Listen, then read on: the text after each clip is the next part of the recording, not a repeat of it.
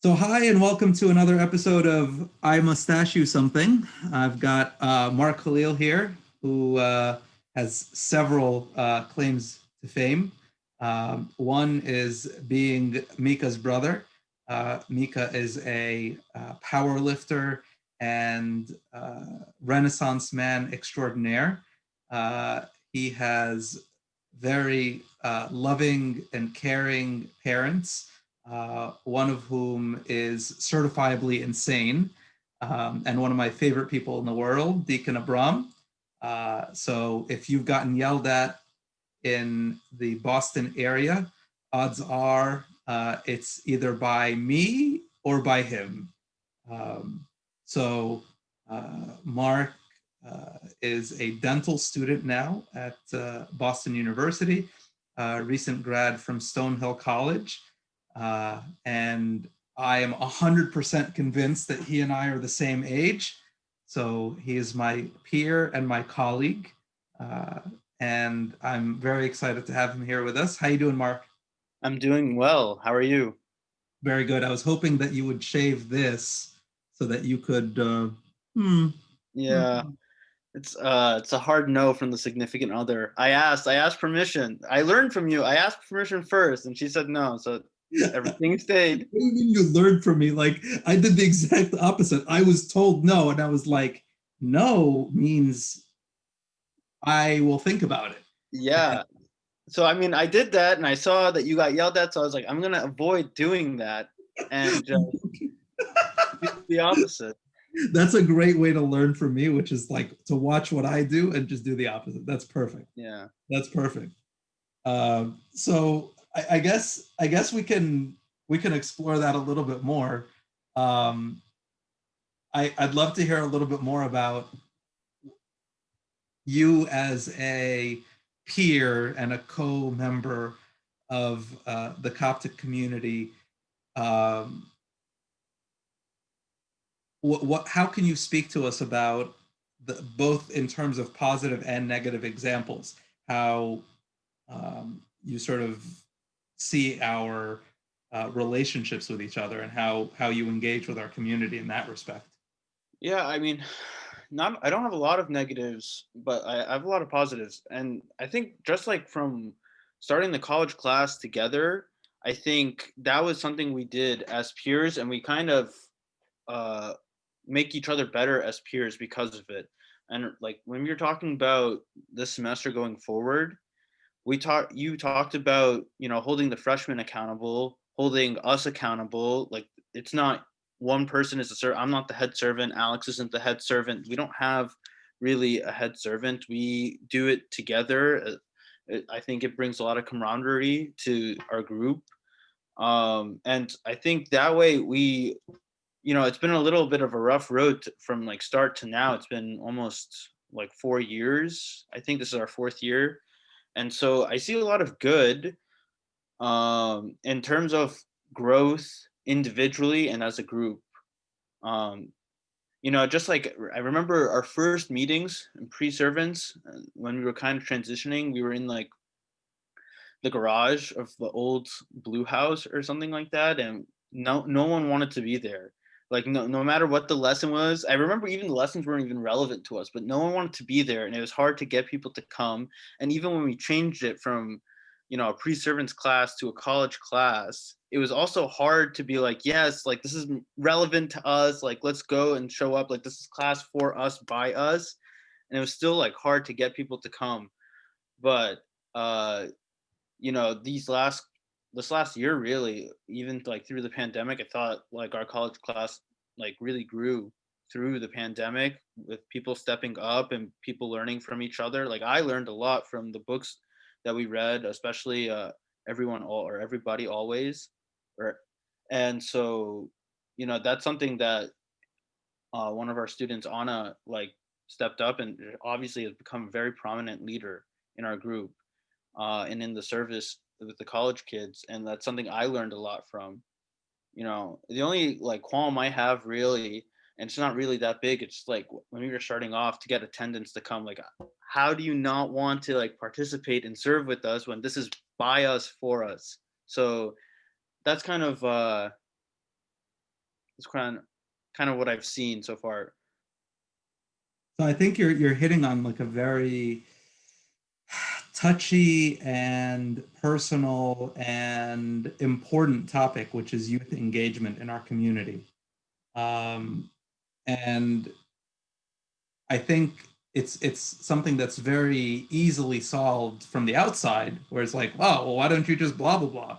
It's like, okay, and then you get in on the inside, and you're like, huh, like number one, there's a lot of trial and error. And number two, you know, even with the best of intentions and the best of hopes and dreams and empowerments, and you do everything that you can, and there's still sort of limitations.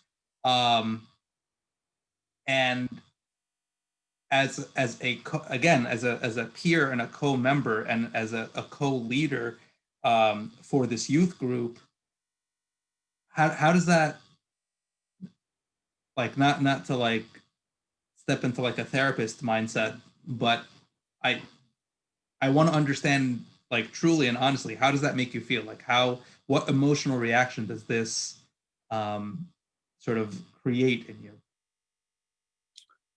I mean, early on, I thought it was a challenge. It was definitely challenging, especially because these are our peers. Like these are the people we've grown up with. So it was kind of like challenging to see like why it was so hard to like get a consistent engagement from everyone.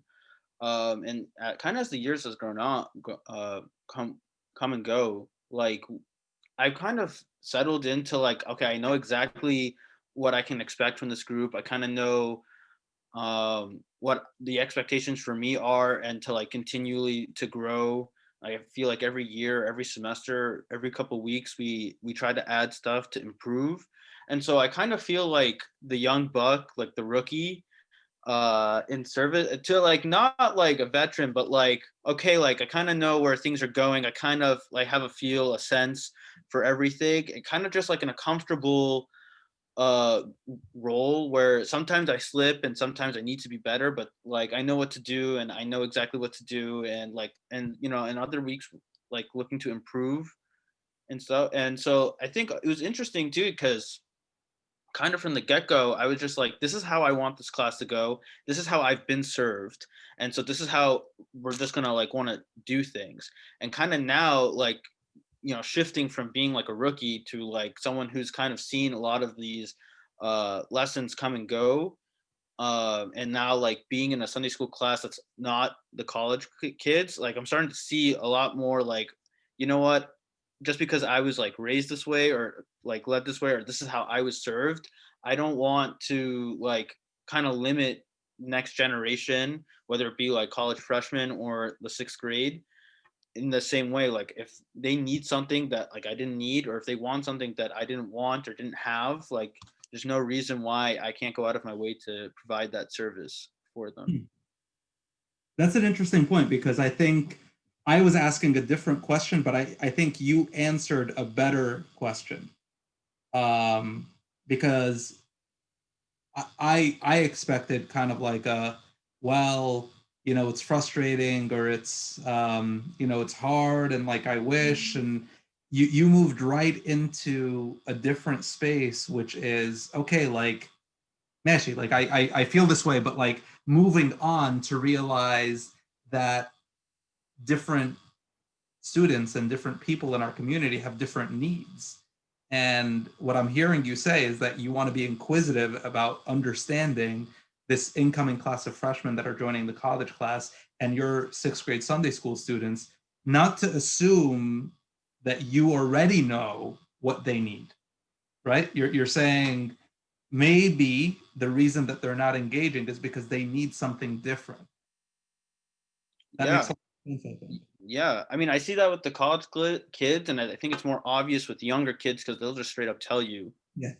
So it's harder with college because they kind of still like, I don't know. They want to be polite. They don't want to come, so they'll be polite. Yeah, I'll come. I'll come. And then, if we did it this way and we do it that way, and they're like, it's not exactly what I wanted, so I'm not gonna. So, it's a little bit harder with the college kids for sure, I think. But like at the same time, like it's really like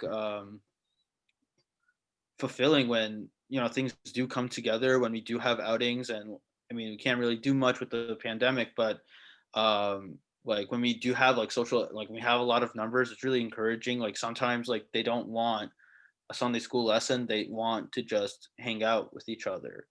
So just trying to find those needs. And again, like the younger kids are, I don't want to do this, let's do something else. So I'm like, okay, let's do something else. So how do you envision this in 5, 10, 15 years? Like I first of all, like I'm a little um shocked um and blown away a little bit by how novel this is, right? Like this idea that maybe we need a little bit more listening and a little bit more engagement in terms of what they need, um, on an individual level, because I think we do that on a group level. Like for sure, we say like, okay, like what do you guys want to do, and we constantly ask that. Um, but I think that's a different thing than saying, okay, you individually, I want to get to know you personally, and figure out what it is that you need. And I think like I'm guilty of this, like thinking like on a more systems level, and thinking on a more group oriented, like what are we going to do, right? But the question that you're asking about, like what does this individual kid or student or young adult in front of me need, I think is an equally valuable question. So how do you envision us moving in that direction where we're able to ask and not necessarily answer, but at least explore this question? Yeah.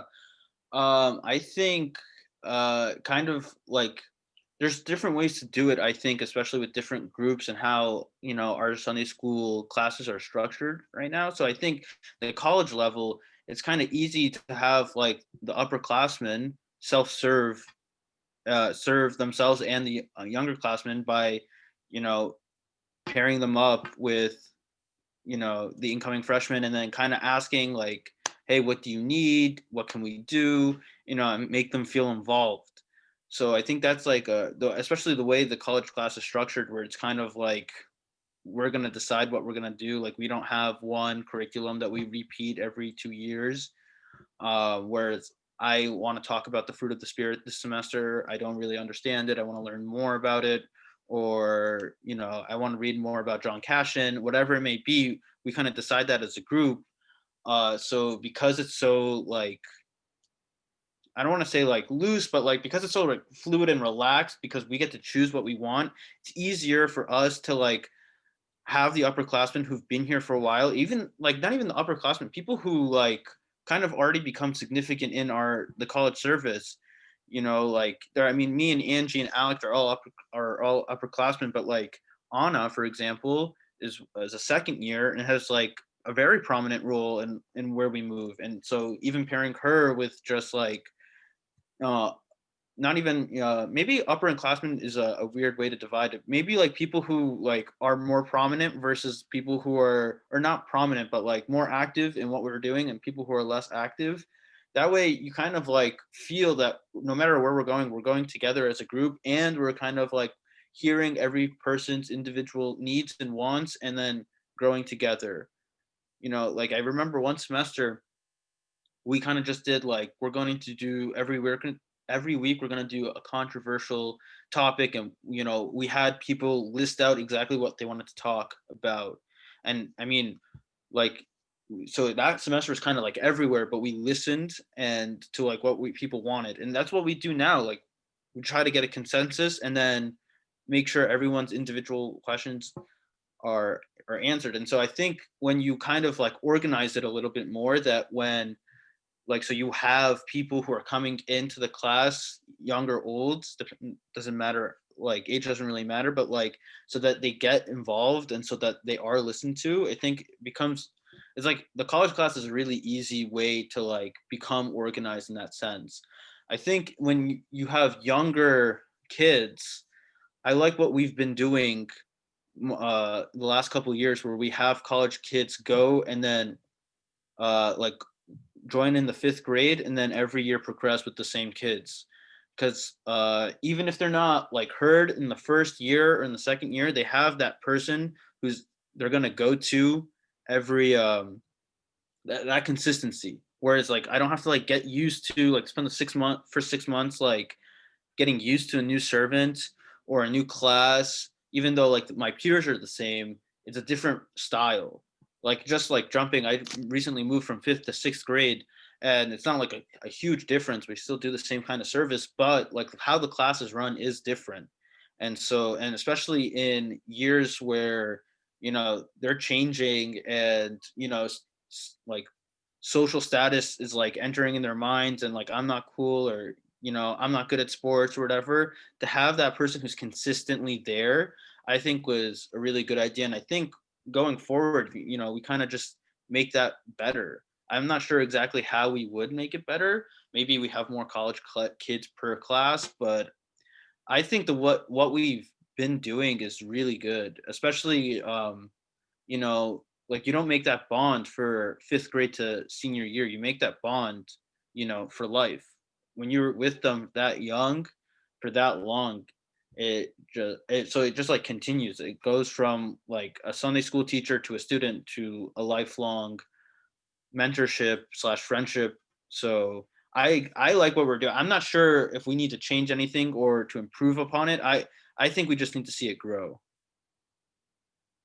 And if we've kind of laid this kind of personal and local foundation in our conversation to say, okay, like, this is kind of what's going on amongst us in our community. Um, I think this is the time where I mustache you something and ask, how do you value that? Because I think every community is going to answer this question a little bit differently, right? And every community is going to have a different answer, right? It's like for us, we're saying, oh, we're going to do this, and like maybe we're going to do this mentorship program, like you're mentioning, where there's going to be kind of a more active, inviting someone to become one of those active people, and then they'll pay it forward, so on and so forth, and the relationships with the kids and having a consistent person. But there's kind of an implicit assumption here that having an active youth community is something that's important for each Coptic church community, and investing energy and time and thought in engaging that active youth community and in empowering them and giving them space to be more active in the community is something that is implicit, right, in what we're talking about. But if we step back for a second and we ask, why is it so? That's what I want to ask you. Why is this important? Like, why are we doing that? Well, I mean, the simple answer is because they're the future. So, like, how much you reap what you sow. So, if we invest in the youth now, we're going to see those gains in the future. Like, just like that mentorship or program we were just talking about, where we have a college kid in every go up with them in every level of school. You see that right away. Like you see the fruit that grows from it. And so like I to me this might be a little dramatic, but to me a church that doesn't have, or any community that doesn't have youth and active youth involvement, that community is going to die. You don't have a future if you don't invest in the youth. And it's really important too to let them grow and invest in them, but let them grow in their own way. Like just because I grew up in like this kind of like, this is what we're gonna do, and however like you grew up like very like ABC, like this is what we're gonna do, these are the rights and this is how we're gonna do stuff. Not like that's good, but like to give them their own space, to make it feel like they are part of the community, they have like their own voice, that they can make a stamp in their community. uh so like giving them space to be creative, to let them grow. And I think we'll see a lot of fruit come from that. Like we have a lot of creative kids, and they're excited and they want to serve. I think a huge detriment to youth, because I've kind of experienced this too. It's like I want to do something and they say go do it, but not that way, you know. And as like for me, like to hear that or be like, okay, like you can do it, but like you have to do it my way. It's kind of um like discouraging. Like I have like this idea I want to set forth, and like if it's like totally out of the bounds of what we're like here to do, then I can understand. But if it's just because like I'm young and I don't know what I'm doing, and like it kind of like feels like I'm not actually part of the community. It's like, okay, like I'll tell you what to do, you know, and like you're just like a cog in the machine. So like to I think giving them that space, especially if it's a valid idea or service, I think we'll see a lot of fruit come from that. Like, I don't know, just like thinking off the top of my head, like I know we have like a choir and we have like people who play musical instruments, but if someone like really got up and ran away with that, that would be a really good thing. You know, someone who's really passionate about that, and not and like to have them like gain traction and have other people like to go with them, I think would be really good. And like we shouldn't hinder that at all. Like we should let them have the space to do such things within like to make sure they don't go off the real. Like I don't want to be like too extreme and like let them do exact like whatever they want. But like we're here to be part of this community to serve God, and so and serve God in a Coptic manner. So like we're confined by those realms, but we don't have to be confined by anything else. So how do you strike that balance? Because I know you personally, right? And I know like you actually take direction very well. Like you're not a guy that's just gonna be like, I already said this is the only way I want to do it. So if you don't let me do it my way, I'm gonna walk. Like you're actually very reasonable. Um, but someone hearing you say what you're saying might take it the wrong way and think, okay, like we're just going to let them do whatever they want. Like if they want to have a drinking party in the basement of the church, we're going to let them do that. And I know that's not what you're saying, but how do you find that balance where you're empowering, you're giving enough space, but you're also supervising and keeping people accountable and keeping them on the rails? Like, okay, like, you know, you can go anywhere you want in the rail system. You can even lay down new tracks if you want. That's fine, but we're not going to have the train derail and go, hey, that's great. Keep Yeah, going. I think you know, just thinking about like last Christmas when we put on a bunch of events, I didn't really have anyone supervising me. So I felt like, okay, they trust me. So I can like make sure nothing goes off the rails. I thought that was really empowering, especially because I know like between if anything went wrong, that I would have four fathers ready to chew me out. I'd have my dad ready to chew me out, and I have you ready to chew me out. So I there's checks and balances. Like I earned that trust to put on like a game night at the Sunday school building, to put on a painting night at the Sunday school. And I think when they see like other peers being empowered, it encourages them to be like, okay, like I want to have like just like staying with like the music choir. Like I want to hold choir practice, or I want to give lessons in the Sunday school building. You know, like okay, like if you have like people who are trusted to like take care of the building, for example, then go for it. Like if you have someone who's gonna like be a check and balance type of person, who's not gonna like hold like micromanage, for example, or like hold you accountable on every little thing, you know, like it's encouraging. So I think as time goes on, I think we'll have a lot more. And I'm not like the only person who's trusted to like hold events in the building, obviously. So Right. like a lot of people who are my peers like have that ability and privilege to do. So like I think even like I'll tell you a funny story. I think like in when we gave the sixth grade lesson 2 weeks ago, I'm gonna just turn on this light because I can see it's I dark. would I would love that. And I actually didn't want to tell you that like it's just getting darker and darker and we can see you less and less. Yeah. I was like, why didn't we turn that on in the first place? Yeah. I'll tell you a funny story. So this I think goes both ways for the college students and for the students I teach in the 6th grade.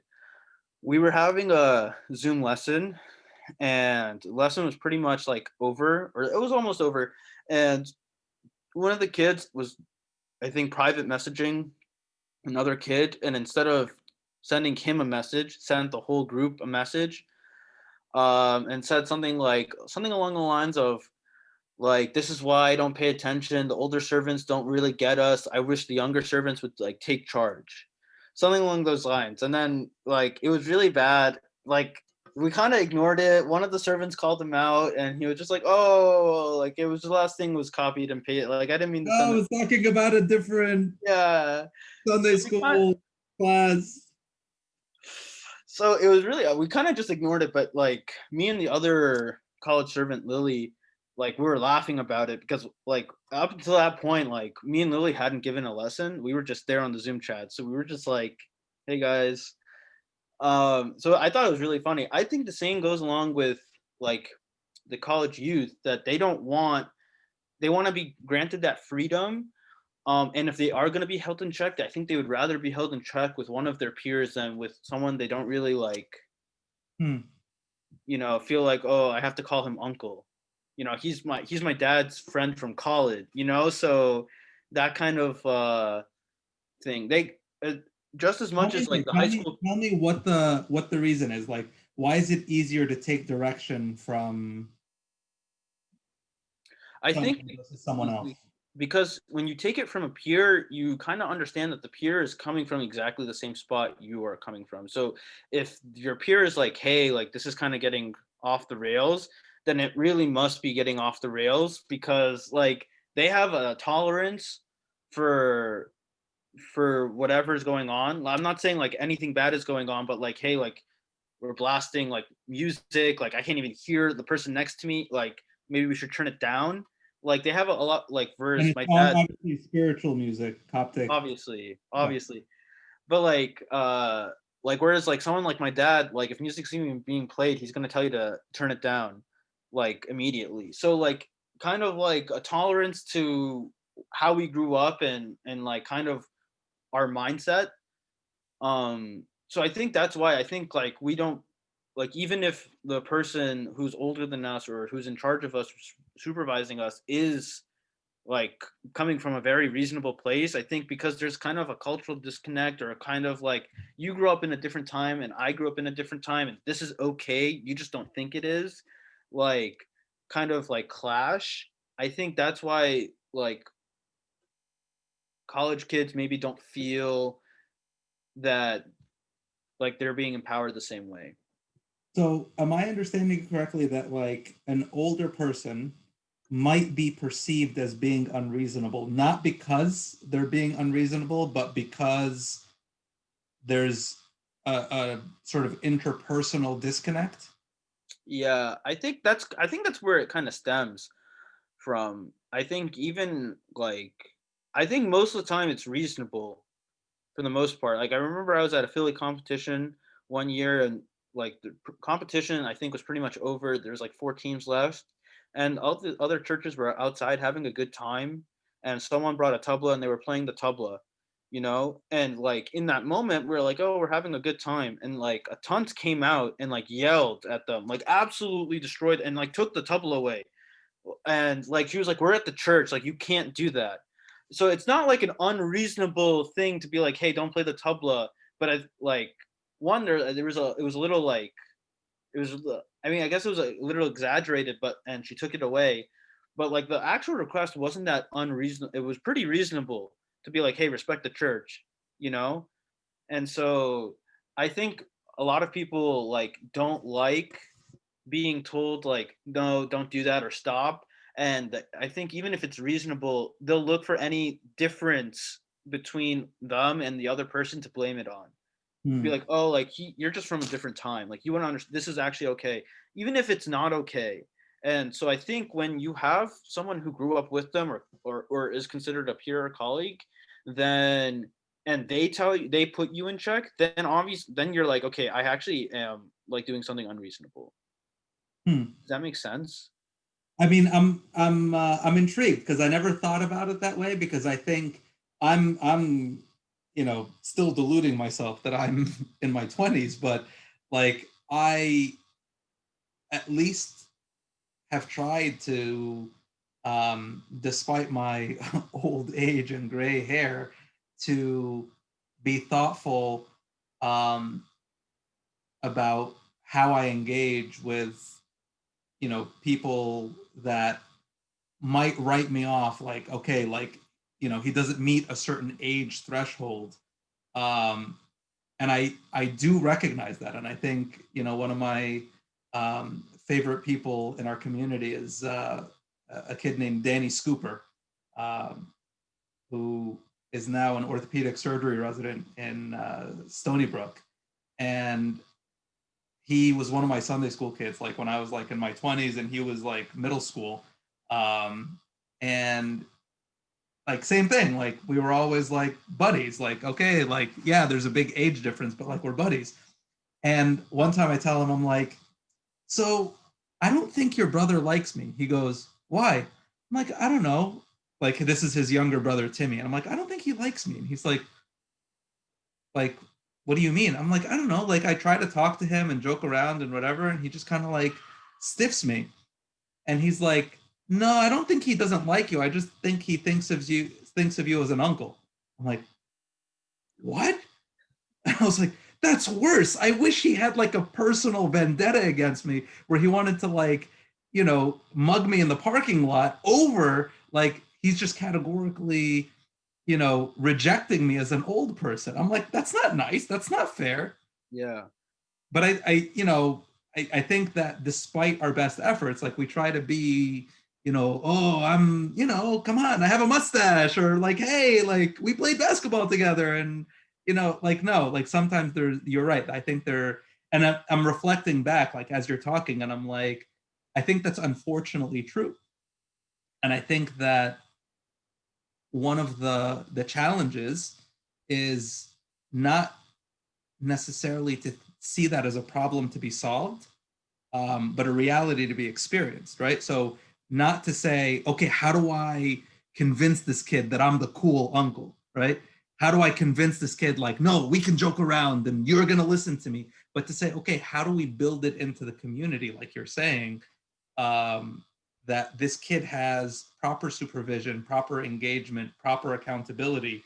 But, if he's already written me off as like, you know, too X, like too conservative, too liberal, too old, too gray, too mustachy, like whatever it is, then I don't necessarily need to convince this kid, like, no, you need to listen to me, but to say, okay, and I think I've done this with you before. Like, I'm like, listen, I'm not getting through to this kid. Like, can you talk to so and so?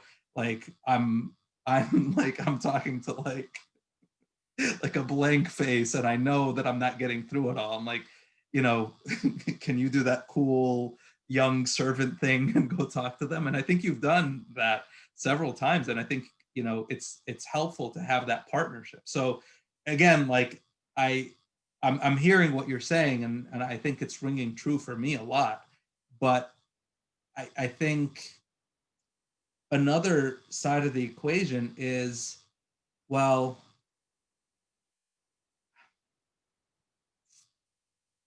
what responsibility do the youth have, right?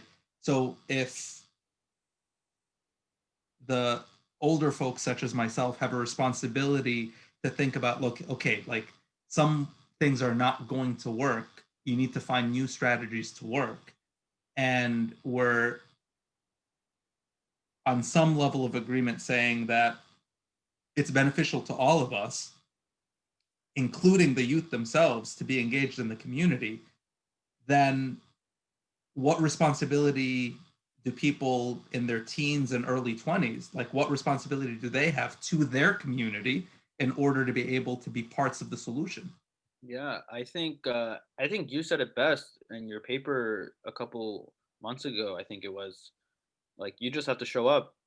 Like that's I think it's really simple. I wish I was younger. I wish I could just show up, like just be engaged, like attend lectures or attend discussions, attend outings, and like have your like grow spiritually and as a person and become a man or a woman and grow intellectually, and that's how you gain the trust and of your community. Like they see you show up, and like even if it's not showing up in big ways, the fact that you're there, they will be more at ease with you to like hold your own outing or event. I think like it's really like it becomes like the whole community, I think, centers around the youth to give them as much as they can, as much as they possibly could need or want, to make sure that they have everything ready for them and all set to go, that when the time comes, like basically you kind of hand the community over to them. And so like right now all they have to do is kind of soak it in and show up and be engaged, even if it's not like our college meeting, to attend some sort of Coptic discussion, to attend some sort of Coptic lessons, because I'm like if my intellect of spirituality, or me trying to grow as a spiritual person, or stop learning the hymns of the church, ended in high school, then like I'm not going to be a very wholesome, well-rounded servant at all. So I think as much as you can, you have to just keep going. Like you have to. I think people think in high school the jump from high school to college is huge, but I think in terms of service, it just becomes like you still have to show up. You still have to be engaged. You don't just get handed the keys right away. Like you have to earn and like someone like Anna who did it really quickly. It's not. I'm not telling you like you have to get your PhD and bachelor's in how to be a servant. I'm just like show that you are passionate about it, show that you care about it, and show improvement, and show that you want it to get better, suggest different things to us, because that way we can see like, you know what, like I would be totally comfortable if you came up to me and was like, Anna wants to do X, Y, and Z, go for it. Like I'm more than comfortable doing that. So it's kind of just seeing, and especially like these freshmen that we've seen, a lot of them they're really bright, and they have a lot of good ideas, and it's just a matter of like showing up and presenting these ideas. Like you can't change the community if you leave. So I don't know if you wanted like a big super nice answer right there. I think I gave you a pretty boring like, just please like don't leave, just show up. But I think that's the answer.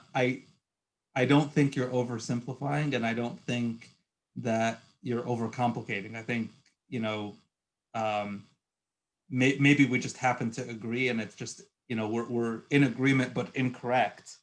But I think that it makes sense to me that, if we show up and we continue um, being open to new ideas and continue um, trying new things and working together and giving each other space and being open to correction, right? Then we're creating an environment for good things to happen. I think that's fair.